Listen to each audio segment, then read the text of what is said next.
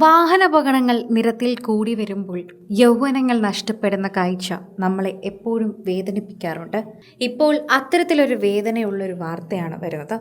എന്നാൽ ഒരു കുടുംബത്തിൽ തന്നെ 2 ജീവനുകൾ നഷ്ടമാകുമ്പോൾ ശരിക്കും പറഞ്ഞാൽ അത് താങ്ങാനാവുന്നതിലും അപ്പുറമാണ്. ആ കുടുംബത്തെ സ്നേഹിക്കുന്നവർക്കും ആ കുടുംബത്തിൻ്റെ സങ്കടം അറിയാവുന്നവർക്കും ഈ ഒരു വാർത്ത സഹിക്കാൻ പറ്റുന്നതിലും അപ്പുറമായി മാറുന്നു. കിളിമാനൂരാണ് സംഭവം. കിളിമാനൂരിൽ ബൈക്ക് ഓടയിൽ വീണ് സഹോദരങ്ങൾ മരിച്ചു.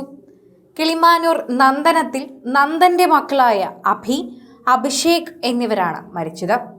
അഭിക്ക് 23 വയസ്സും അഭിഷേകിന് 20 വയസ്സുമായിരുന്നു. രണ്ടുപേരും നല്ല മിടുക്കന്മാരാണ്.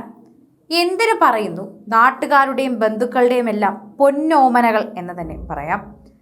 കിളിമാനൂർ നഗരൂർ റോഡിൽ SN ഓഡിറ്റോറിയത്തിന് സമീപമായിരുന്നു ഈ അപകടം സംഭവിച്ചത്.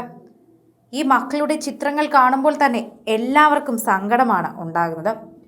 23-20 വയസ്സ് എന്നത് പഠനവും അതുപോലെ തന്നെ കുടുംബത്തിൻ്റെ ഭാവിയുമായിരുന്നു എന്ന് മനസ്സിലാക്കുകയാണ് പ്രേക്ഷകർ.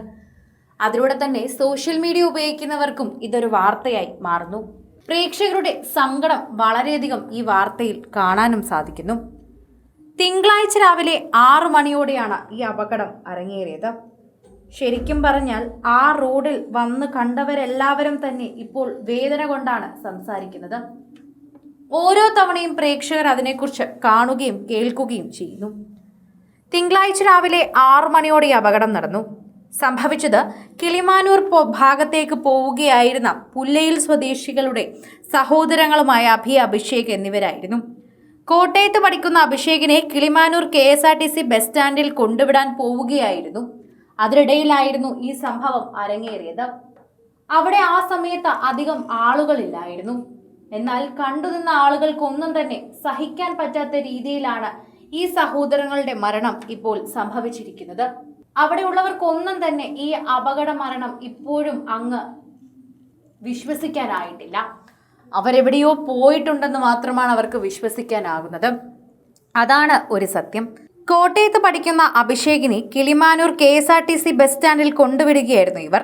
വഴിമധ്യേ ഇവരുടെ ബുള്ളറ്റിൽ നിയന്ത്രണം വിട്ട് ഇലക്ട്രിക് പോസ്റ്റിൽ ഇടിക്കുകയും തുടർന്ന് ഓടയിലേക്ക് പതിക്കുകയുമായിരുന്നു.